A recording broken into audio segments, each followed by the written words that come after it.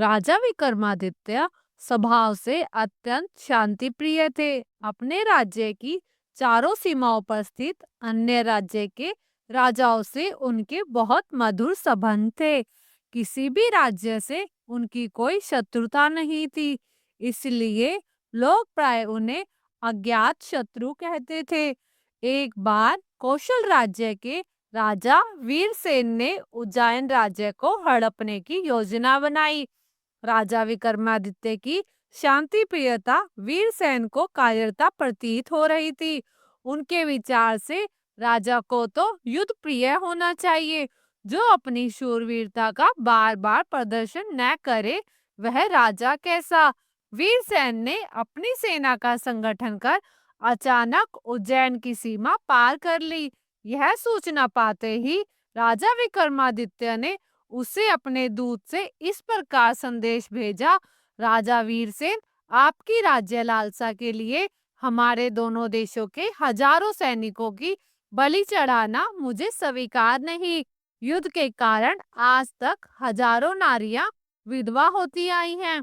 तो आप मेरे साथ द्वंद्व युद्ध कीजिए। अगर उस युद्ध में मैं पराजित हो जाऊंगा तो अपना राज्य सौंपकर मैं बंदी बन जाऊंगा, और यदि आप हार गए तो आप अपना राज्य मुझे सौंप दीजिएगा। राजा वीरसेन ने राजा विक्रमादित्य की यह शर्त मान ली। उज्जैन की राजधानी में किले के सामने एक विशाल मैदान में अखाड़े का इंतजाम किया गया। राजा वीरसेन और विक्रमादित्य अपनी अपनी तलवारें खींचकर युद्ध आरंभ किया। चारों तरफ एकत्र लोग संशय और आश्चर्य के साथ उनका युद्ध देखने लगे। दोनों चतुर योद्धा थे। कुछ देर तक दोनों एक दूसरे के बल को जांचते रहे। उन दोनों के बीच खूब पैंतरेबाजी चलती रही। कहा नहीं जा सकता था कि किसकी जीत होगी और किसकी हार। किंतु थोड़ी देर बाद ही वीरसेन के कंठ पर पहुंचकर रुक गई। राजा वीरसेन अपनी पराजय स्वीकार करते हुए बोला, आप जीत गए विक्रमादित्य। शर्त के अनुसार आप मुझे बंदी बनाकर मेरे राज्य पर अपना अधिकार कर लीजिए। मुझे अपनी हार स्वीकार है। आप निश्चय ही एक महान योद्धा हैं। आप मेरे राज्य पर शासन करने योग्य हैं। अब मुझे राजा कहलाने का कोई अधिकार नहीं है। इस पर कुछ कहे बगैर राजा विक्रमादित्य वीरसेन को राज दरबार में ले आए। उन्होंने वीरसेन का स्वागत सत्कार किया और उनसे कहा, मुझे आपके राज्य को लेने में कोई अभिलाषा नहीं है।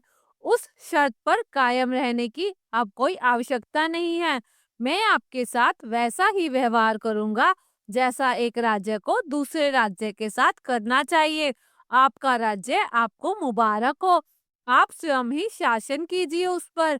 यह सुनकर राजा वीरसेन को बहुत आश्चर्य हुआ। वह बोला, मैंने आपके साथ बहुत ही मूर्खतापूर्ण व्यवहार किया। इस पर भी आप मुझे क्षमा कर रहे हैं। सचमुच ही आप बहुत ही महान हैं। मैं आपकी कद्र करता हूँ। आप निश्चय ही एक महान राजा हैं। राजा विक्रमादित्य ने कहा, नहीं नहीं, ऐसा मत कहिए। आप भी कम योग्य नहीं हैं। अगर आप मूर्ख होते तो मेरे साथ द्वंद्व युद्ध करने की बात स्वीकार नहीं करते। जनता के प्राणों की हानि होने से बचाकर मेरे साथ द्वंद्व युद्ध करके आपने अपनी मानवता का परिचय दिया है। इसलिए मैं आपका सत्कार कर रहा हूँ। इस प्रकार राजा वीरसेन को समझाकर राजा विक्रमादित्य ने उसे सम्मान पूर्वक उसके राज्य में भिजवा दिया। इस घटना से बाकी सारे राजाओं के बीच राजा विक्रमादित्य की यश और प्रतिष्ठा और बढ़ गई। चारों दिशाओं में उनका नाम एक आदर्श राजा के रूप में गूंजने लगा। इस घटना के कुछ दिन बाद एकाएक सारे उज्जैन राज्य में चोरी और डकैती की वारदातों में बेहद वृद्धि हो गई। प्रजा ने इस बात की शिकायत राजा से की। राजा विक्रमादित्य ने अपने सैनिकों को चोरों और डाकुओं को पकड़कर बंदी बनाने का आदेश दिया, मगर सैनिक उनको पकड़ने में असफल रहे। वह सिर्फ इतना ही जान सके कि डाकुओं के सरदार का नाम ब्रंजदत्त है और वह नगर की पूर्वी दिशा में स्थित जंगल में रहता है। यह जानकर विक्रमादित्य ने राजा में ढिंढोरा पिटवा दिया कि जो कोई भी डाकू ब्रंजदत्त को पकड़कर राजा के हवाले कर देगा, उसे 10,000 स्वर्ण मुद्राएं इनाम स्वरूप दी जाएंगी।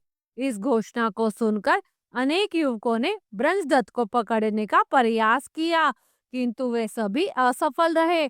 ब्रजदत्त के कोप का शिकार बनकर अपने प्राण गंवा बैठे।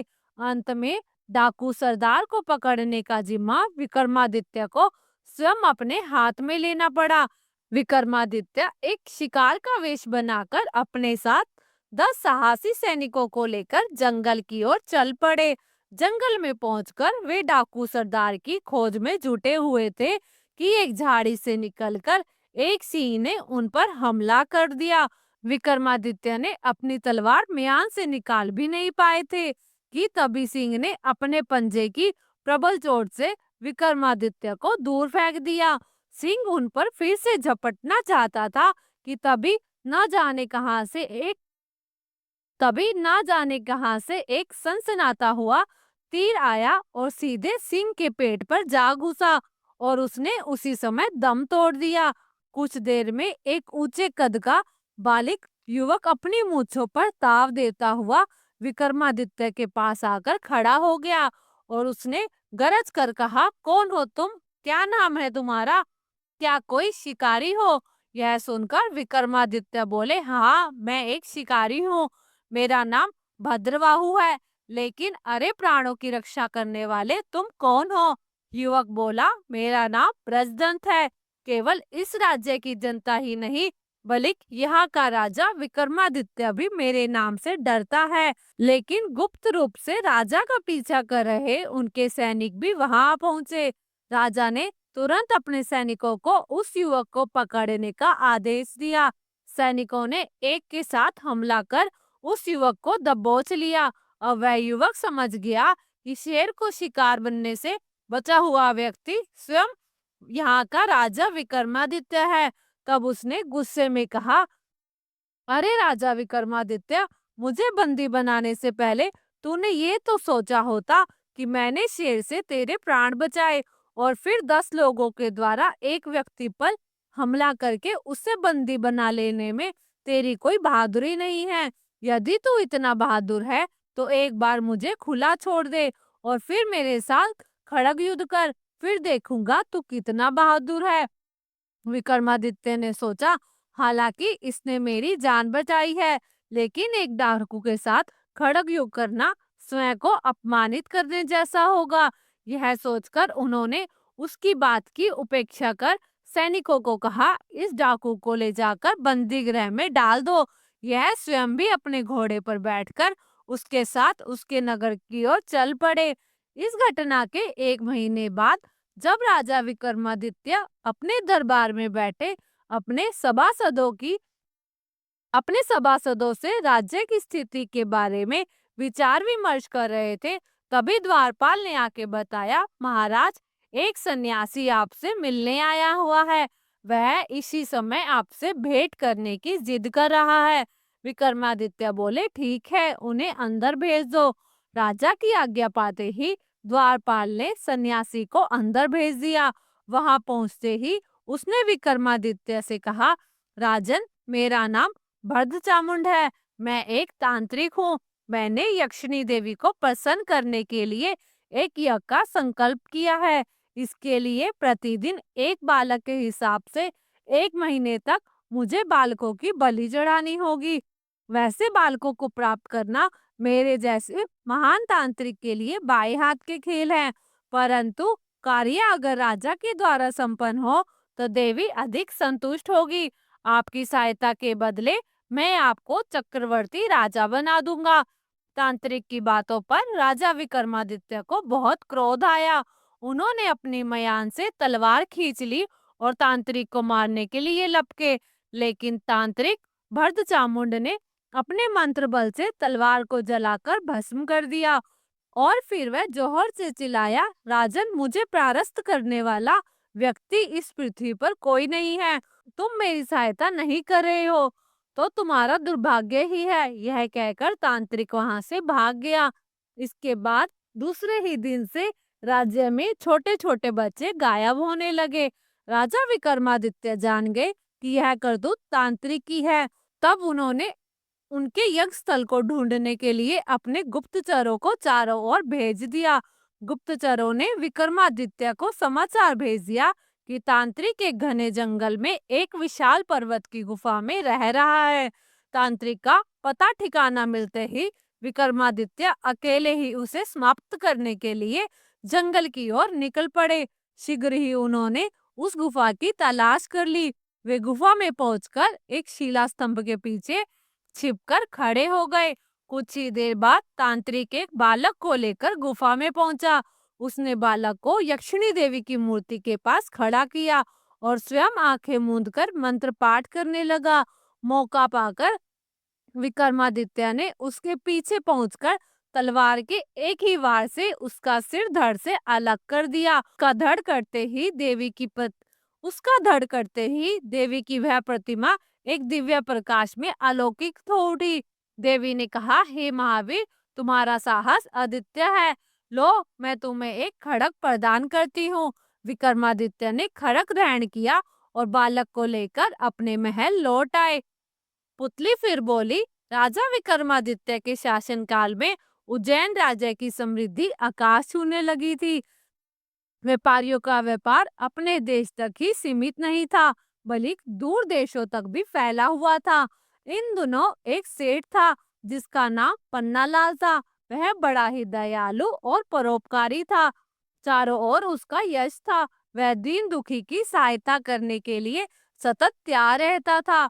उसका पुत्र हीरालाल, जो पिता की तरह ही नेक और अच्छे गुणों वाला था, वह जब विवाह योग्य हुआ तो पन्नालाल अच्छे रिश्ते की तलाश करने लगा। एक दिन एक ब्राह्मण ने उसे बताया कि समुद्र पार एक नामी व्यापारी है जिसकी कन्या बहुत ही सुशील और गुणवती है।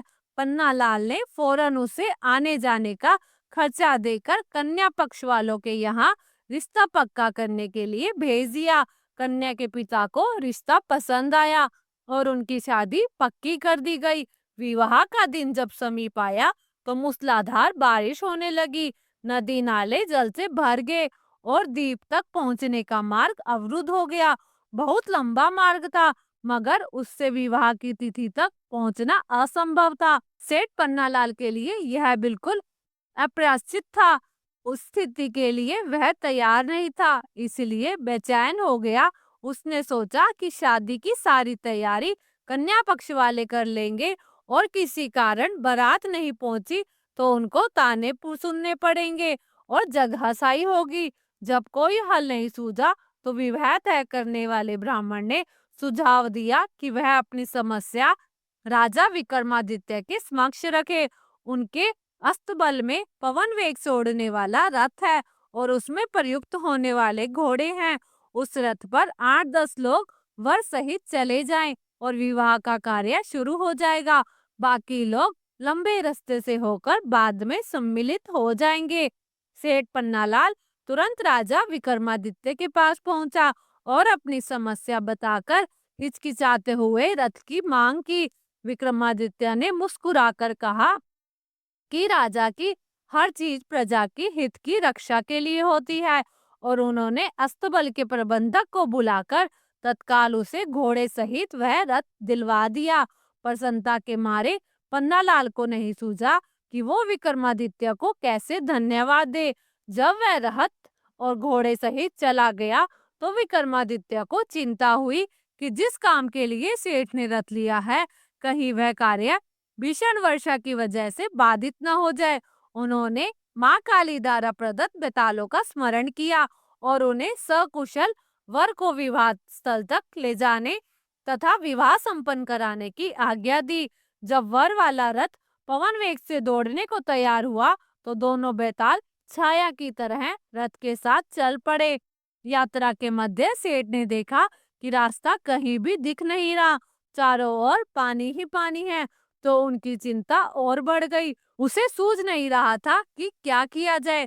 तभी अविश्वसनीय घटना घटी। घोड़ों सहित रथ जमीन के ऊपर उड़ने लगा। रथ जल के ऊपर उड़ता हुआ निश्चित दिशा में बढ़ रहा था। दरअसल बेतालों ने उसे थाम रखा था और विवाह स्थल की ओर उड़े जा रहा था। निश्चित मुहूर्त में सेठ के पुत्र का विवाह संपन्न हो गया। कन्या को साथ लेकर जब सेठ पन्नालाल उज्जैन लौटा तो घर के बदले सीधा राज दरबार गया। विक्रमादित्य ने वर वधु को आशीर्वाद दिया। सेठ पन्नालाल घोड़े और रथ की प्रशंसा में ही खोया रहा। राजा विक्रमादित्य उसका अंश समझ गए और उन्होंने अश्व तथा रथ उसे उपहार स्वरूप दे दिए। इतनी कहानी सुनाकर पुतली बोली, सुना तुमने राजा भोज, ऐसे त्यागी और प्रजापालक थे हमारे महाराज विक्रमादित्य। वे अपनी प्रजा की भलाई के लिए अपनों प्राणों का बलिदान करने से भी नहीं हिचकिचाते थे। क्या तुमने ऐसा कार्य किया है राजा भोज? क्या तुमने ऐसा कार्य किया है राजा भोज? यह कहकर पुतली अदृश्य होकर सिंहासन पर अपने स्थान पर समा गई। पुतली के प्रश्न का राजा भोज के पास कोई जवाब नहीं था, अतः वे सिंहासन पर बैठने का विचार त्याग कर महल लौट आए। कहानी को अंत तक सुनने के लिए धन्यवाद। आशा करती हूँ ये कहानी आपको पसंद आई होगी। कहानी पसंद आई तो वीडियो को लाइक करें और शेयर करें और चैनल को सब्सक्राइब जरूर करें।